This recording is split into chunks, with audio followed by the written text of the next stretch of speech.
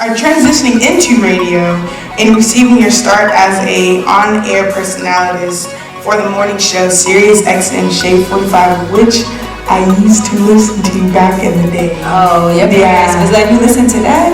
You know what? I would listen to it. I would listen to it when they were not there, because that's when all the explicit songs would come on. Ooh, that's when you had time. And then nailing your most memorable interview with Shade 45, which was with Jay-Z.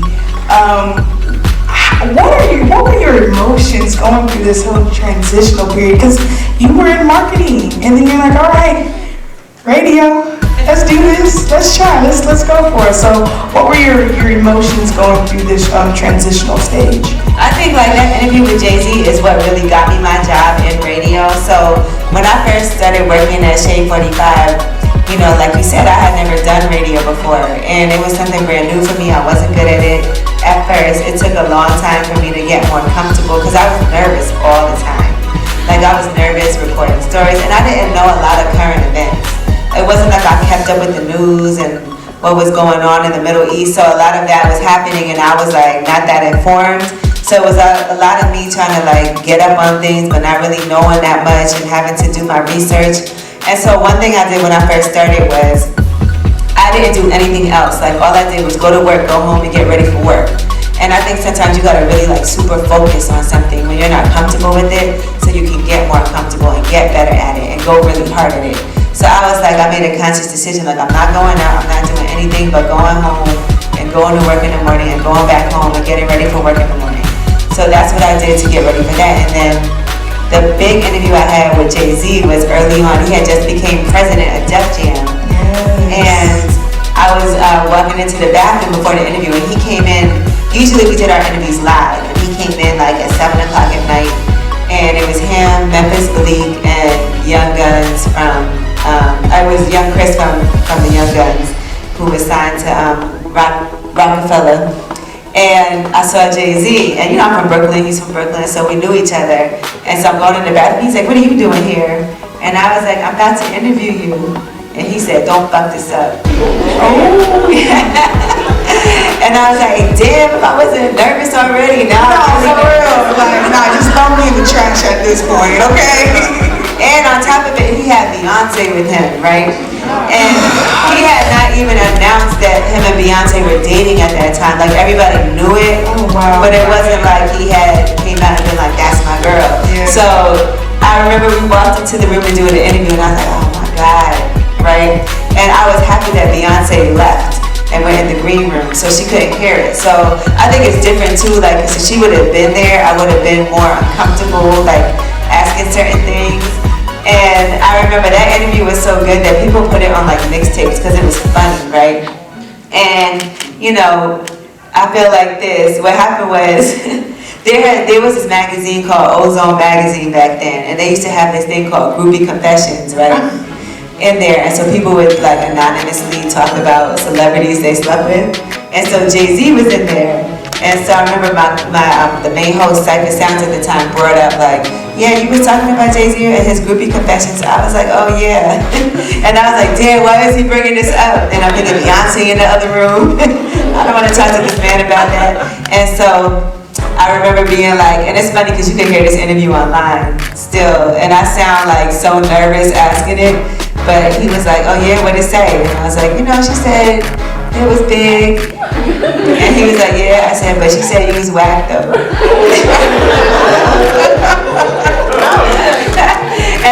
But it was funny, right? And he took it well, and I think like, you know, the interview progressed from there, and like it got so funny at one point that like Memphis Bleak just got up like, I gotta leave the room, this is just too much. And an interview that was supposed to be 20 minutes turned into an hour. Wow. And everybody had a really good time, and I walked out and they were like, you're hired, you know, because but you know, it was interesting, and this was before social media, like I said, because this is what got me the job. And I remember reading comments and people like, yeah, you could tell she fucked him. I'm like, why? You know, but I think I get that a lot. Like, if I take a picture with somebody that you could tell she fucked him, I'm like, Charlamagne's standing right next to him too. Why? You know what I mean? But I think a lot of times it's hard just just because you're a woman. Yeah. And of you have course. conversations, and like I think as a woman you can ask certain things and talk a certain way, and it can be it's just different, like the things that we're able to ask and how we can navigate, but then how people perceive it, like, it's just different also. There's times when I walked out the room and like even just getting people's phone numbers after an interview, right? Charlotte made an interview, be like, yo man, let me get your info, I want to hit you up about this. I don't even feel like I can do that, because I feel like as a woman, people take it differently, even if it's business, than if you're a man. So that's just things I think that happen. And I will say you have to have really tough skin to be in this business, because I think people just come at you a whole lot more in a whole different way, and you just have to deal with a lot more. Yeah, that's so crazy, the fact that as a woman in your magnitude, you still have to deal with these issues that are constantly going on. So how do you personally deal with awkward situations? I think, like I said, you just have to have really tough skin. And I think for me, like, I'm at a point now where you can say whatever you want. Like, I got here because of hard work. Yeah. And I think one of the main things people try to do when I first started, and I got a job in radio, there were people who went to school, who majored in communications, who wanted to do radio, and they were so mad that I got hired to do the job, and they were like, oh yeah, you can tell she slept with somebody to get that job. And it was people I was friends with. They were saying stuff like that about me behind my back, and I'm like, who the hell did I sleep with to get a job? There's like nobody, I don't even know who was the person that you could even say that about. Yeah. And at the end of the day, like, no one's gonna hire you to do a job just because they slept with you if you're not good at what you do. Like, who wants to ruin their business by doing that? So it doesn't even make sense to me. But I think that it's harder when you're starting out, but as you become more successful and really work hard and people know you, at least you have people that can support you and be like, look girl, don't even worry about that. People gonna talk shit, it is what it is. And I think now at this point, it's like, I can't even ever be mad about anything. Like, you just have to be like, well, let me think about my 5 houses that I own, my businesses that I own, and be grateful and blessed for that. And, sometimes I think, like, you be looking at people and you're like, this person's in that? Like, yeah. Right. Okay. and it be like that sometimes, because it's like you think one thing, but it's like you're completely different. And I think as long as you know what it is and people around you know what it is, that's the most important thing. And that's when it is so important to have like a network of people that know you, that support you, that you support, so that when things get a little tough for you, at least you can be like, girl, we need a drink. Like, I'm just tired of all this bullshit. And it's okay to be tired of it, because it's going to happen. I think that one thing you have to realize is the more successful you become, the more people that love you, the more people that hate you. And it's just a rule of like proportions, percentages. Like, okay, so when you first starting out, right, 98% of people like you, 2% don't, but it might be 100 people. When it turned into 1 million people, you know what I'm saying? That's 980,000 people who like you and 20,000 who don't. Those 20,000 be loud as hell. Right. Yeah. So you gotta be like, at least you know me. Yeah. And so I think that's a good way to look at it. Like, at least you know who I am enough to know that you can't stand me. It's very interesting how you turn negativity into positivity. I think that's actually really good, and that's a great trait to possess, because like you said, in this industry, you have to have thick skin. No, it's unavoidable. I'm like, damn, people hate Beyonce, people hate Oprah. I'm like, how does that even happen in this world? Like, what do they ever do?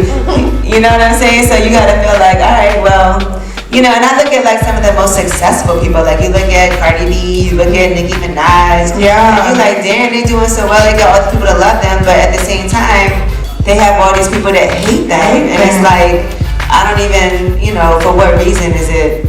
I just can't even. I think it's just a part of life. Like, if you don't have some type of negative force working against you, if you ain't got no haters, you ain't popping dog. I knew you was gonna do that, Tony. She was couldn't wait. You already knew, like, for real. Like, it's just something about having haters that just like motivates you for some reason. Because I want to prove you wrong. Like, My goal is to prove you wrong. Everything that you're saying negative about me, I'm going to prove you wrong. So. And like even on my Twitter, it says I'd rather be hated than a hater, right?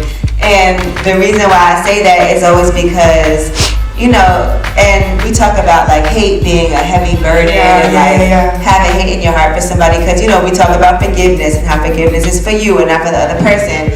And I feel like hate is a terrible feeling to even have to have. Like, where it stems from is sometimes you not being happy with yourself.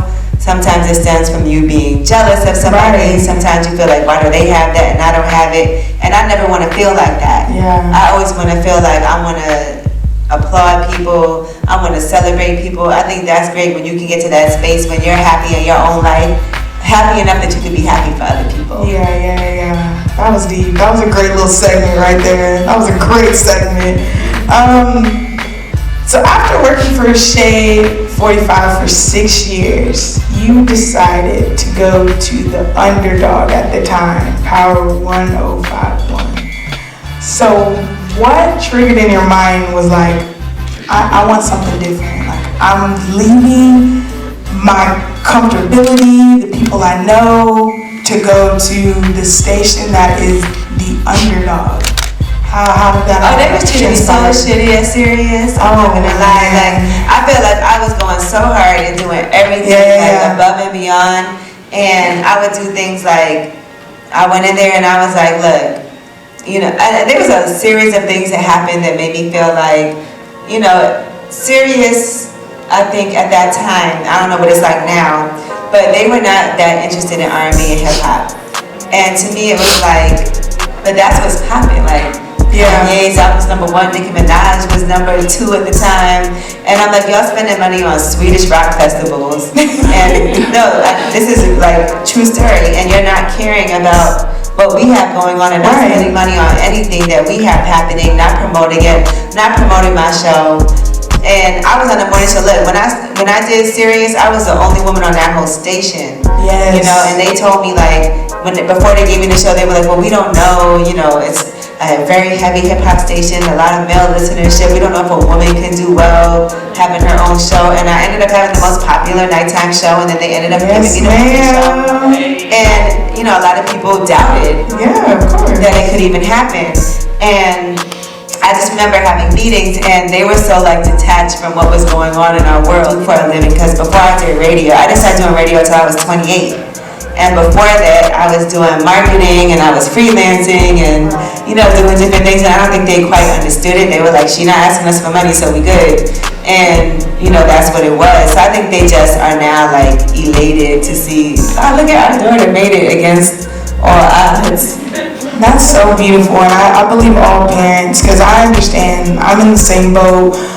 Neither of my parents graduated from college, so I had called them today and I was like, yo, I'm interviewing Angela Yee. My mom was like, oh yeah, here on the Breakfast Club. And she understands the magnitude of it, but at the same time, she doesn't understand, you know, the actual work that goes into doing things like this. So my question to you is, at what age did you realize communication was your niche?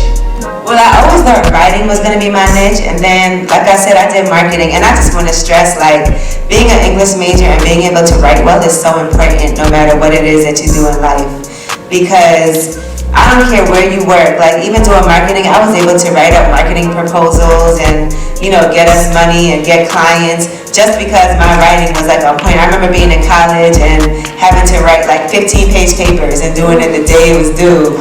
But I was so good at writing, I could really just finesse it like real quick and do that. But that's a real talent to have, you know, because there's times that people send me emails and ask for things, and if your grammar's wrong, your spelling is wrong, I'm like, oh, I don't think I can work with this person. Right. But it is something to think about, because truthfully nowadays, y'all know it turned red underneath it, like the little red line. So there's no reason to be sending anything out with improper grammar, improper spelling, or any of those things. You know, so that's an added benefit that you guys have. But I do think like that's always been such an important thing, just being able to write well. And so I think it's a difference between having a job and having a career, right? Having a job where you know you have bills to pay, right, and I gotta pay my rent, and I gotta make sure that I have food to eat, and all of that. And that was always like, I think early on, a struggle for me, just having to, I was like, anytime there was a party that was open bar, free food, I was at it. Yeah. I didn't care who it was for, but I was at all of those things because I was like, damn, I need to eat. Hey, and it be like that. There's times I have like $20 that are the last 2 weeks. Hey. Yeah, and that's when you get really creative. Hey. But what was great is me and all my friends were struggling. And that's You know how many dates we went on that we was like, I don't want to, but I'm hungry. there's beauty in the struggle. There is beauty in the struggle, for sure. Yeah, and when you look back, like, you like, damn, I think you appreciate it so much more, like, going through those things that you go through when you're younger, and you're like, damn, that was tough, but look at where I ended up. You appreciate things so much more than somebody that just had things handed to them. Yeah. Wow, that's so deep, because I actually leads into my next question about personal I brand. usually would say, I actually have to go to dinner later. Not this time. So my next question is centered around personal branding. What is your definition of personal branding? How would you define that? I think that branding has to do with everything that you put out there, right? So that's how you represent yourself. And I know, like, we're in an era of people wanting to say whatever's shocking, do whatever's shocking to get a reaction. Yeah. But I think in the long term, for myself, I've never really been a malicious person. You know, we're in a day and age where I think there was a time when shock jocks were really popular and people liked people who were really mean. And then now it's kind of shifting because we already have like a really mean president and, you know, people in government that we're disgusted by. So I think we need something that's, you know, more positive. And so I think positivity is what's in right now. There was a time when, like, it was just really popular to just shit on people, you know, on celebrities, and people like that, and people like to see that. But I think now it's more like, we want more positivity. Yeah. And when it comes to branding, and again, I'll take it back to social media, like, you know, just talking crazy on social media, I think people get into that and don't realize, like, that lasts forever. Ever. You know, if you talk crazy on social media and then you want to try to get a job from somebody, and like, we've had interns where I'm like, people are applying for jobs, and I'm like, let me go look at their page. You know, and you look and be like, oh, this person said this or they did that. I don't think I want to hire that person. Right. Because they might have presented themselves this way, but on their social media page, they're presenting themselves a whole nother way. So I think you have to be really conscientious of everything isn't for everybody to see. And so just think about, like, what do you want people to know about you and think about you? And you don't have to write everything that you feel at the moment that you feel it. Right. Just think about the fact that you can text your friend something or call them and have a conversation and vent, but you don't have to put it out there for the whole world. And then you see a lot of people nowadays, like, just getting into issues over things they did in the past or said in the past or put out there in the past. And it's something that was completely unnecessary. So I just really want to caution people, like, just think before you tweet.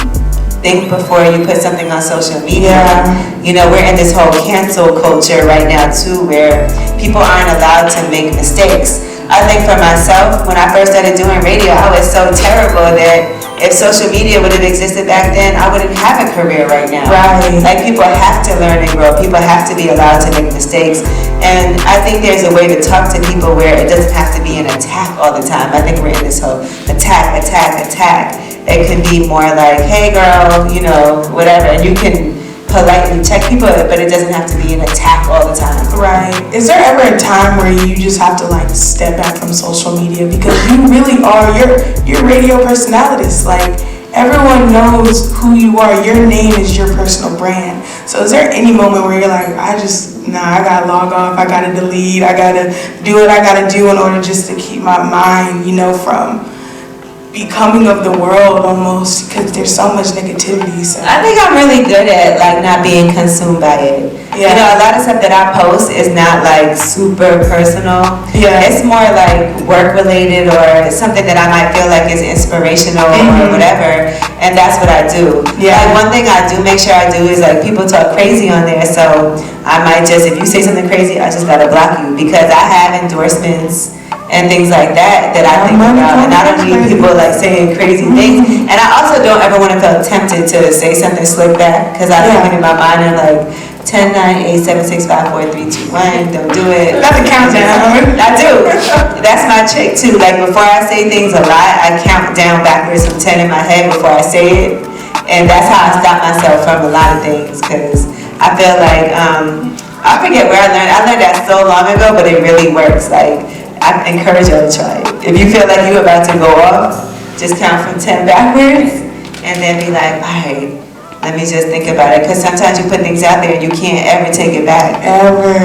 Like, when it's in the earth, and this is just a life lesson to everyone, like, really be careful, like, what you put on social media, because it will be there forever. Even on your close friend chats, you know, like Instagram got the close friends, or the Finstas, like, people can see what you guys are posting. So just make sure you guys watch. I be thinking about the screenshots and everything. Exactly, like people have I ain't gonna text nothing crazy. If you call me and have a crazy conversation, I'm like, they could be recording this. Like, I think of everything. Everything you have to.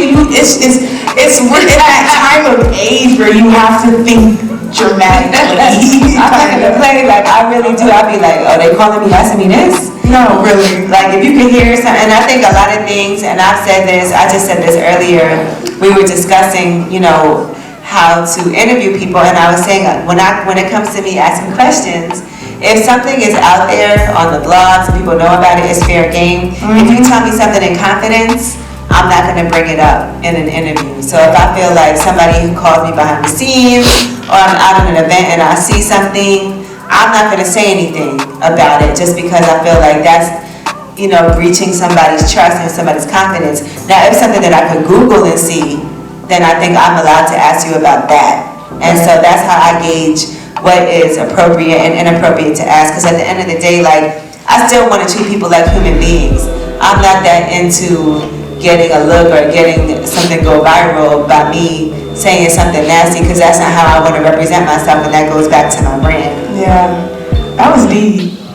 That was good. So after realizing your draw in marketing, you spent the next 5 years working at an internet startup. Was that the moment you realized entrepreneurship could possibly be a possibility as a career? So entrepreneurship for me was not something that I learned growing up. Like, my parents aren't entrepreneurs. You know, my mom's worked for New York City Transit Authority since I was a kid, like since I was in elementary school. My dad worked for like the phone company, and now he manages my dad's office. His dentist, my uncle's a dentist, and my dad manages the office.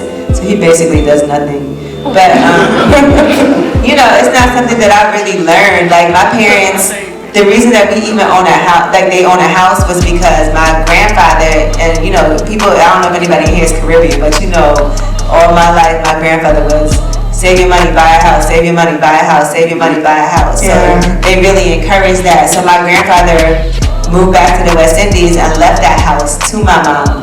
And so then they sold it and moved to Jersey, and I cried that first day we moved to Jersey, because I'm from Brooklyn. Like, I moved to Jersey in 10th grade, left all my friends, didn't know one person. And I remember going to this park, and I was like, what is this? There is a park. Because, you know, I wasn't used to all that, and I was just sitting in the park crying, because I was like, why am I in the suburbs? But, you know, so it wasn't something that I was taught growing up, but my parents still live in that same house, you know, in New Jersey from when I was 15 years old. And so for me, it's like things that I had to teach myself. And so even starting, like, I opened a juice bar in Brooklyn, and I did that just because I was like, look, every single morning I'm tired, I need some energy, I have a juice in the morning, and it's helped me so much, and I want to help other people. We didn't have that in our neighborhood.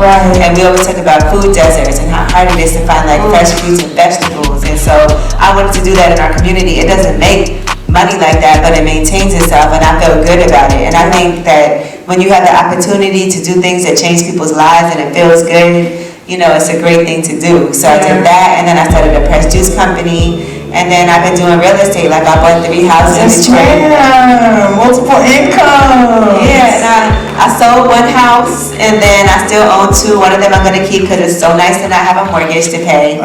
You know, and I bought my brownstone in Brooklyn, and I just a couple weeks ago bought a condo in Brooklyn also as an investment property.